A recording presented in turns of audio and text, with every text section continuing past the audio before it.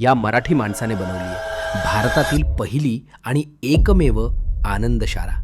तर ही आहे ज्येष्ठ नागरिकांना आनंदी सुखी आयुष्य देणारी सांगलीमधील एक भव्य आनंदशाळा.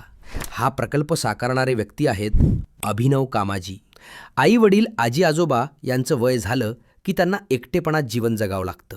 पण आता अशा ज्येष्ठ नागरिकांच्या सेवेसाठी अभिनव यांनी उभारली आहे प्रीतम ज्येष्ठ नागरिक आनंदशाळा.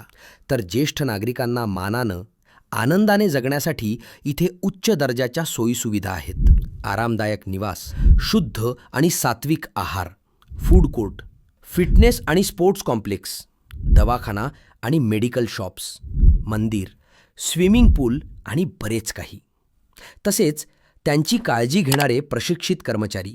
तुमच्याही घरातल्या मोठ्यांना हे आनंदी आयुष्य द्यायचं असेल तर आत्ताच शाळा अशी कमेंट करा. आम्ही तुम्हाला पूर्ण माहिती पाठवू. ही माहिती प्रत्येकासोबत शेअर करा आणि फॉलो करायला विसरू नका.